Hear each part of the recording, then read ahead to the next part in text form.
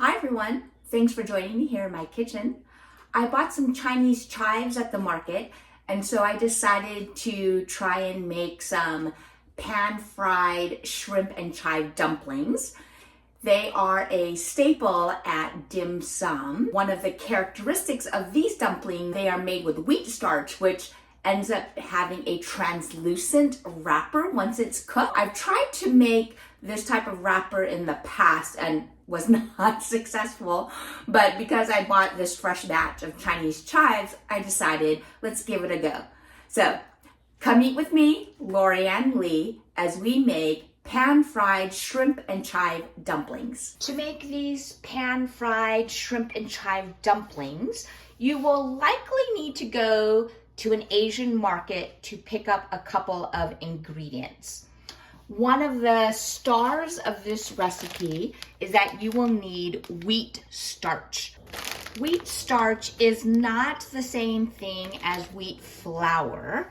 This actually, after it's been processed, does not have protein and it's gluten-free. Really, the only time I use wheat starch is when I'm making a dumpling that has that clear translucent wrapper once it's cooked. So things like ha gao or these pan-fried chive and shrimp dumpling. That's really the only time I use wheat starch.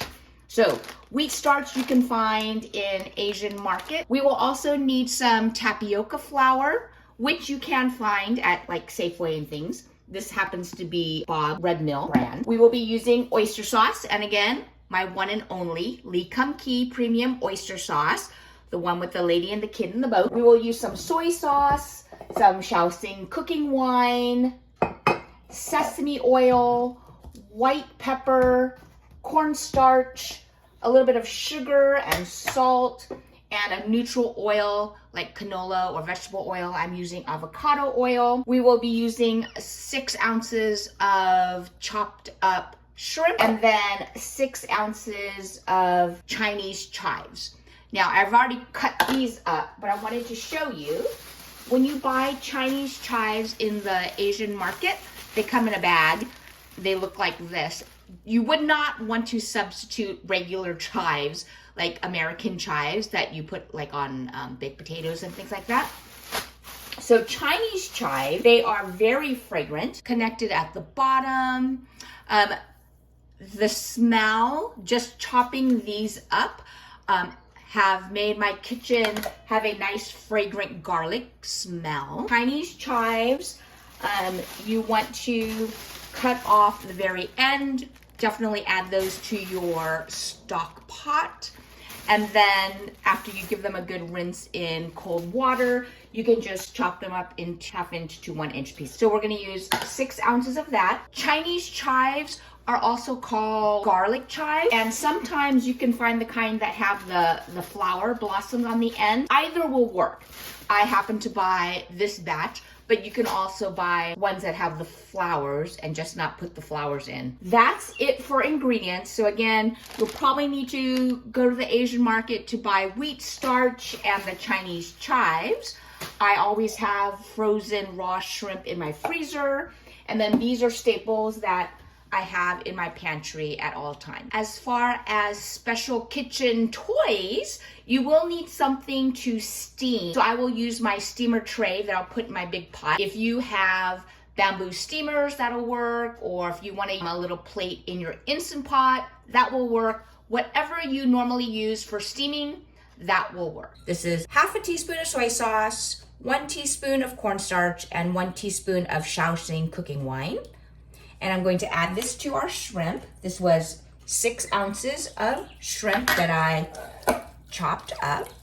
Just gonna give that a little stir. For the sauce, for the filling, I just mixed 1/2 teaspoon of sugar, 1/4 teaspoon of white pepper, 2 teaspoons of oyster sauce, 1/2 teaspoon of sesame oil, 2 teaspoons of cornstarch, and then 2 tablespoons of water. So this will be ready after we saute the chives and shrimp. I have a medium skillet that has been warming on medium high.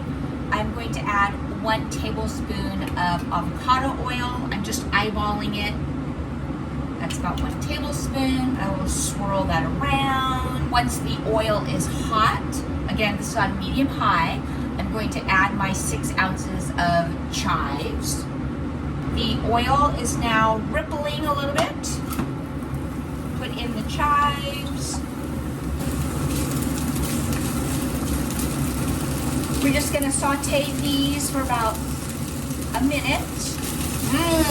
Smells good. The aroma of garlic, even though there's no actual garlic, but these are garlic chives, Chinese garlic chives. Smells delicious. I haven't added anything except the avocado oil and the chives. The aroma, immediately, I'm already thinking of, even if I weren't cooking this dish, I would immediately think of the pan-fried shrimp and chive dumplings at dim sum, because this is the main ingredient, and that's immediately what I think of. This smell, immediately I think of the dumpling. So now that the chives have slightly wilted, I'm going to add in my shrimp. Just going to let these cook until the shrimp starts to turn opaque. You can see that as the shrimp start to cook, they change from translucent and clear, and they're starting to turn orange and opaque. Okay, you can see that the shrimp mostly orange. So now I'm going to make a little well in the middle. Give our sauce a little stir. Remember, this is the second 2 teaspoons of cornstarch with the soy sauce, pepper, oyster sauce, and Shaoxing wine. So that will help thicken this and combine it all. Not really making like a gravy or anything, but just adding a little bit more flavor, and the cornstarch slurry will make sure that this all holds together. Okay, now I smell the white pepper added in, so I'm going to turn off the heat, and we'll just let this sit and cool down while I prepare the dough. Let me give this a little taste. I'm going to give it a little pinch of salt. Give it another stir. Always seasoning and tasting as you go. Now let me give it another taste. Okay, that's good now. Okay, into this bowl, I put 4.5 ounces of the wheat starch, and then I just added 2.25 ounces of the tapioca starch, which sometimes you'll see the packaging and it'll say tapioca starch, sometimes it'll say tapioca flour. These two are one and the same. So I've added those two, and now I'm just going to add a pinch of kosher salt. Both of these, the tapioca starch and the wheat starch, similarly to cornstarch, are very fine.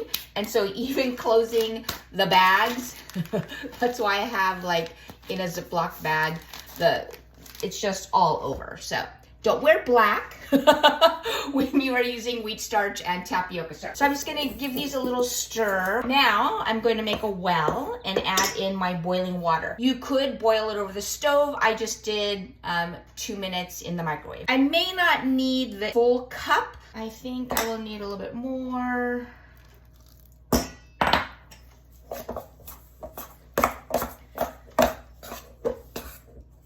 Okay, you can see that the dough is coming together. I'm going to touch it and feel it. I think I am not going to need all of this boiling water. Let me scrape this off the spoon and feel it with my hands. You know, depending on the weather and the humidity, whenever you're making dough, whether it's like pasta dough or bread dough, or in this case, dumpling dough, it will really vary depending on the weather and how much moisture is in the air. And so even though the recipe says 1 cup of boiling water, I eyeballed it, started with about 3/4 of a cup, and then just added a little bit more as needed. But this has come together well. I don't think I need to add the rest. This is super pliable. This has a nice medium firm texture. It's not mushy. It's not super sticky. I'm just giving this a good kneading in the bowl. It's starting to feel like Play-Doh. Dough is not cracking. Now I'm going to add in the oil.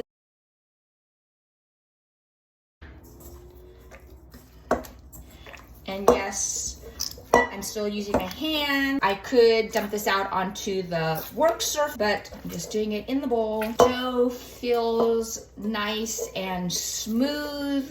We want to make sure that the water and the oil are fully incorporated. This dough, it feels like Play-Doh. It's super smooth. It is very pliable. You can see the texture of this dough. It's very forgiving, but we do want to still give it time to rest. The next thing I want to do is split this into 3 equal portions. Since I have my scale out, I will actually use the scale. I'll hit Tare to zero that out. And let's see. This is 12.5 ounces. I'll use my math skills. 12 divided by 3 is 4, so I want approximately 4-ounce pieces. 4.1, so 4.2, and this is 4.3. So these are now 3 equal portions. I'm going to just, with my hand, make it into a little bit of a log shape, each of these. And then I'm going to place them back into this bowl. I'm going to wrap this with plastic wrap and let those relax for at least 5 minutes. It's not like we're using wheat flour with all the gluten that we need to rest for like an hour to really hydrate that.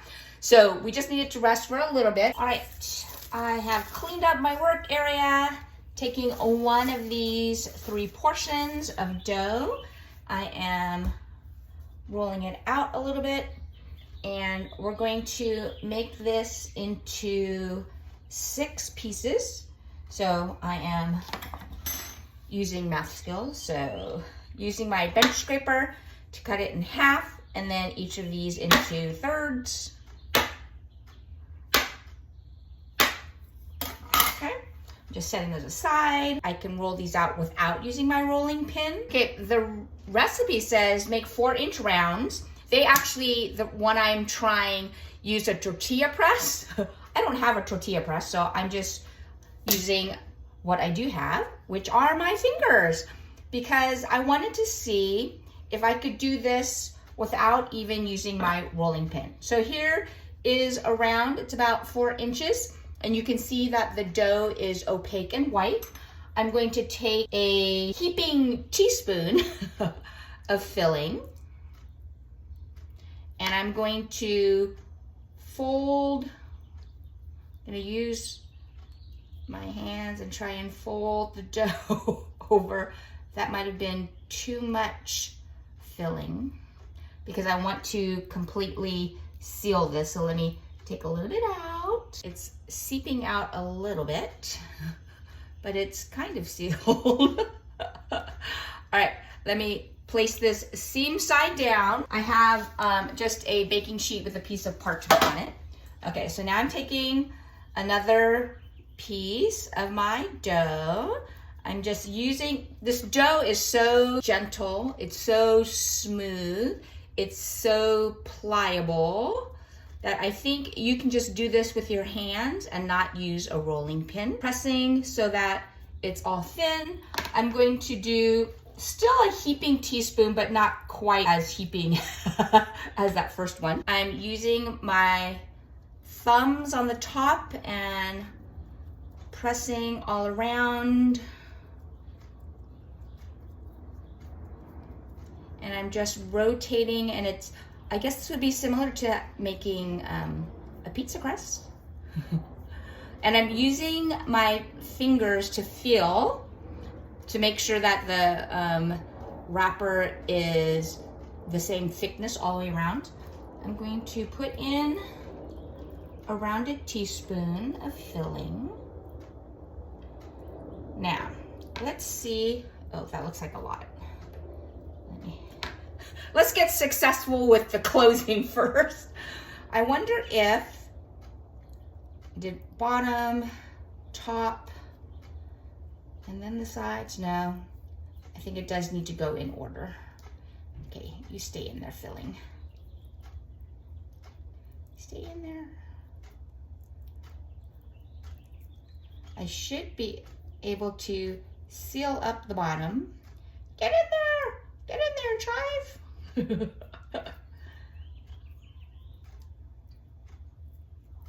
Okay, this top looks a little wet.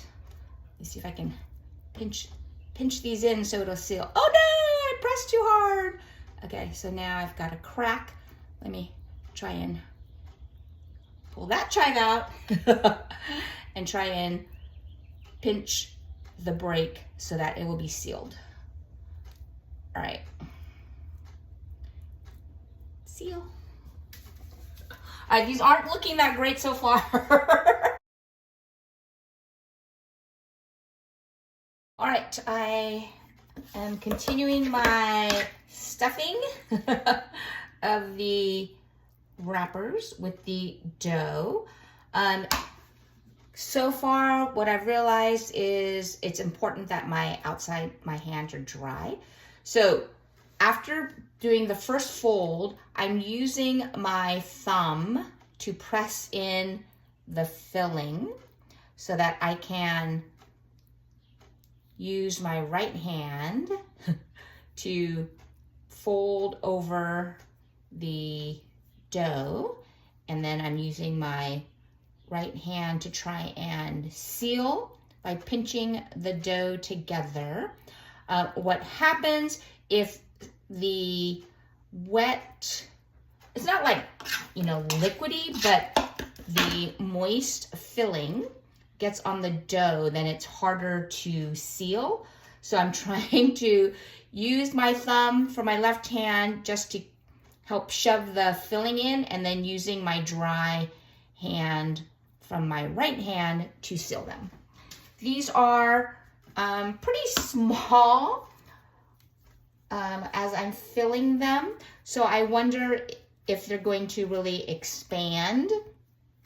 Like when you get them in dim sum, they're much bigger than how these look, so I'm hoping they will expand. Making the outside edges thinner than the middle. And that's a similar technique to when I use my rolling pin to roll out pot sticker dough, because you need a sturdy bottom because that's where you're putting your filling. And then because the edges are the part that you're going to overlap, you want that to be thinner. Okay, so let me try and get this more into a even mound.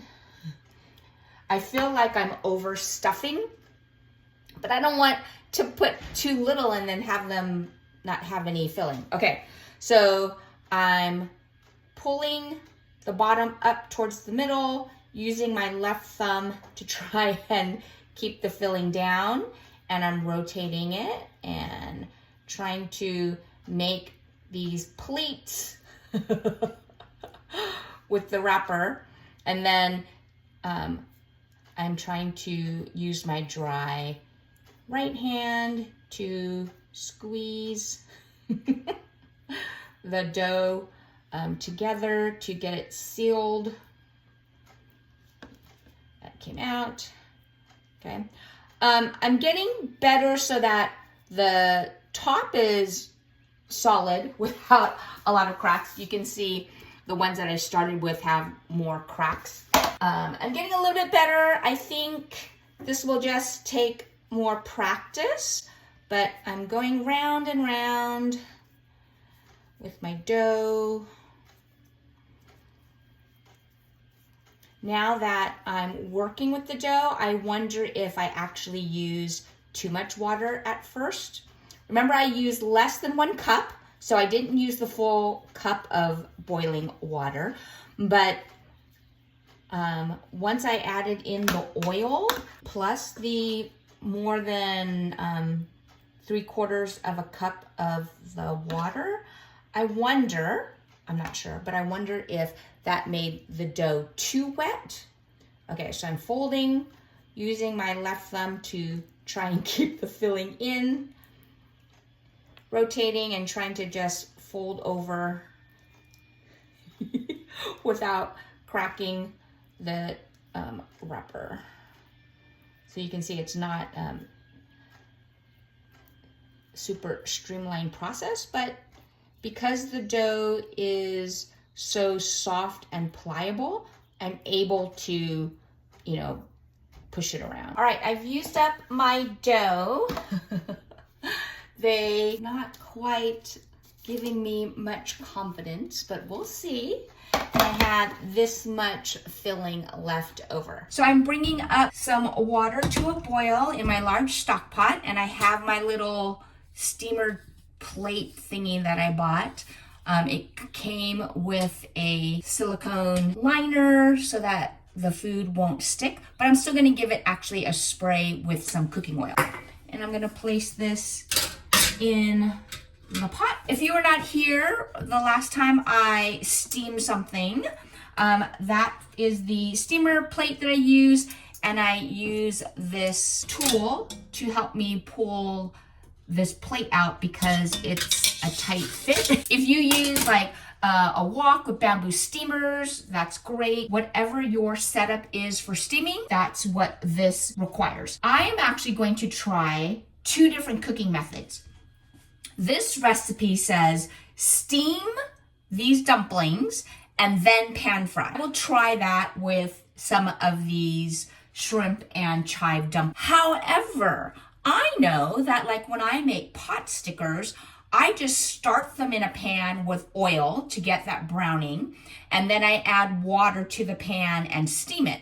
So in addition to the recipe's directions, which is steaming first and then pan frying, I am also going to try starting it off in a pan with some oil to get browning, and then I will add water, cover the pan, and let those steam, similar in style to making pot stickers. But first we're gonna try what the recipe calls for.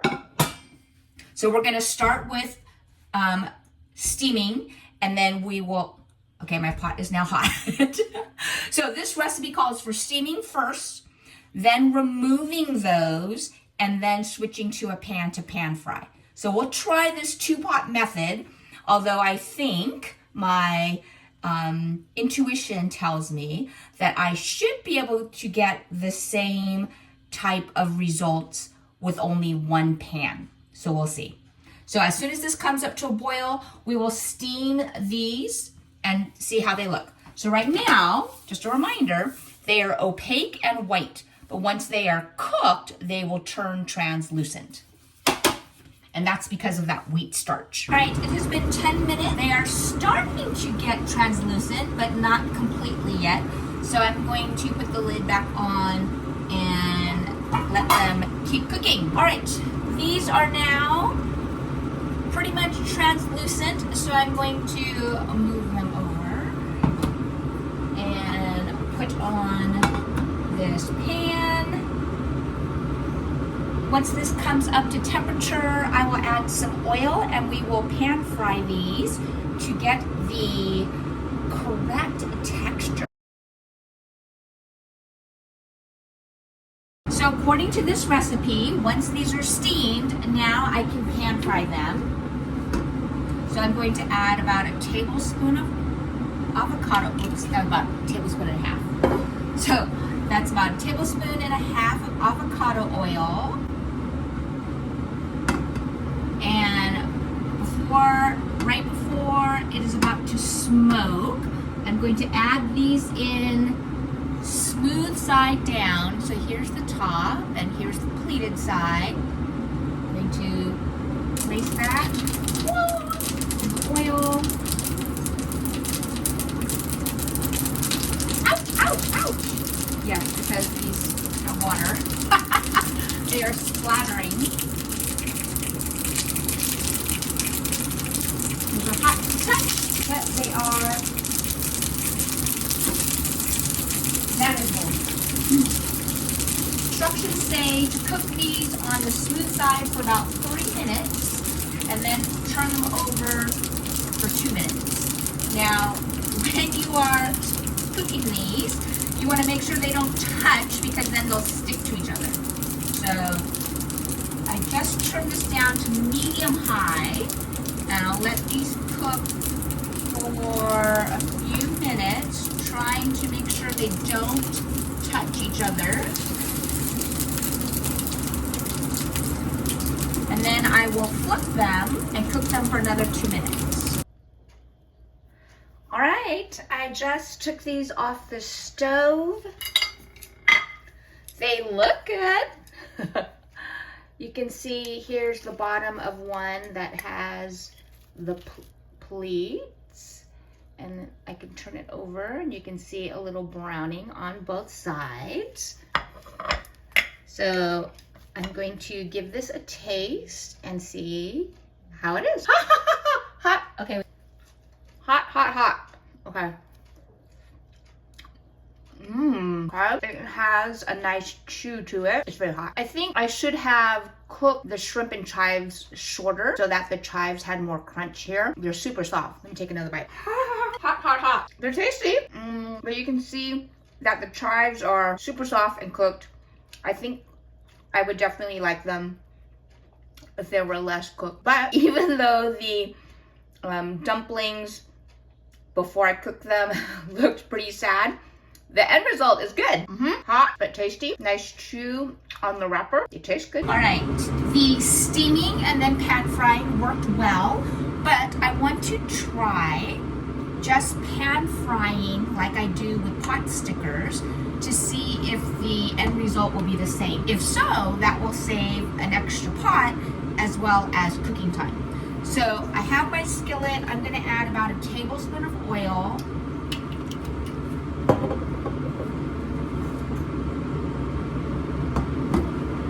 I have about 3 tablespoons of water at the ready. And I have my lid. I'm going to plate a few of these down.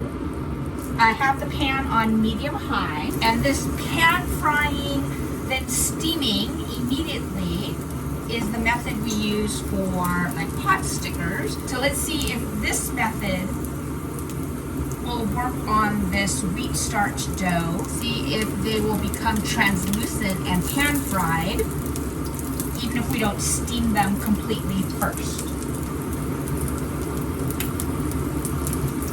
All right, for those of you who are sensitive, I'll use chopsticks.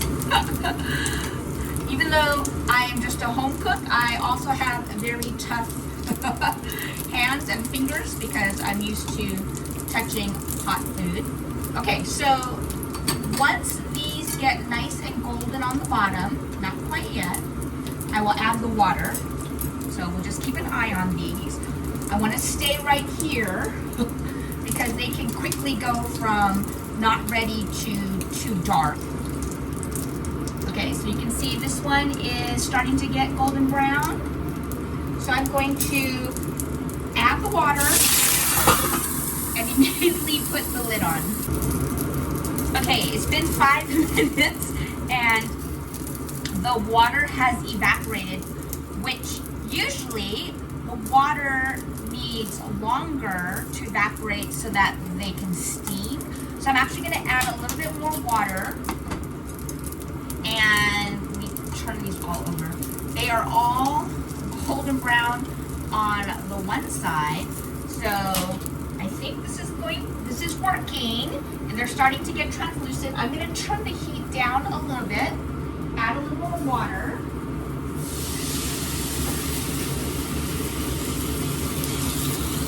Put the lid on and let those go for a few minutes. Okay, I just uncovered the water. The second batch of water has evaporated, and these are looking good. All right, so here is the second batch. This batch I did not steam first and then pan fry separately. I started them off in a pan with a tablespoon of oil, pan fried them, added water, put a lid on it to steam. They weren't quite ready after the water evaporated, so I added more water, put the lid on and steamed some more. And now they are done. So they have nice golden brown. The tops are a little different than the first batch because the tops have this white opaque. It's still firm, but I wonder if that's because they weren't completely steamed first. So let's take a bite. This is one of the dumplings that had some issues before it got cooked. Didn't look very secure, but it held together. So let me take a bite of this. Hot. All right. The texture is a little bit different. The dough is a little harder, whereas the first batch had a nice chew with the soft, chewy texture from the sides, as well as a little bit of a harder texture from the top and the bottom. But this batch, this part is a little bit hard, meaning it doesn't have that QQ chewy texture. Yeah, still tastes great. It does have some chew, but it is harder on the top and the bottom because it wasn't steamed first. So the directions for this recipe to completely steam and then pan fry made the best result. Here is the third batch that I cooked up. I steamed these completely until they were translucent, and then I pan fried them. That seemed to make the ideal texture. So they are chewy. You can see on the sides that translucent dough has a nice chew, and then a little bit of the crunch from the top and the bottom getting nice and toasty. For those of you who like spicy, a little soy sauce and hot chili oil would be ideal. I, as you know, am not. I'm the wimp when it comes to spiciness, so I just added a little bit of soy sauce. These are so delicious. You get the garlicky chive flavor, the roughly chopped bites of shrimp, all of the seasonings, and really this is a lot has to do with the texture. You got the chew of the dough, a little bit of the crisp pan fried portion. These are great. They didn't look good. They didn't leave me with any, with much hope upon wrapping, but they turned out great. Definitely, I would make these again. Those pan-fried chive and shrimp dumplings turned out great. I want to give a shout out to Mission Food Adventures, where I found this recipe online. So a couple of things that I would change for next time. I would cook the chives for a shorter amount of time. I would probably cut down on the amount of liquid. Definitely the original cooking directions work best. So steaming them first so they got translucent and soft, and then doing that pan searing at the end really gave it that classic chewy, soft with just a little bit of bite texture that you find in dim sum. However, if you're in a rush and you want to use the pot sticker method of pan searing it first and then adding water to steam it, they are still edible, they were still tasted good, just the texture was a little bit harder. You could do it both ways, but definitely the more enjoyable mouthfeel was the steaming and then pan searing afterwards. I will definitely make these again, and let me know when you try them and how they turn out. Don't forget to like and subscribe and check out this other video. Thanks again for joining me. I'll see you next time. Come eat with me, Lorianne Lee.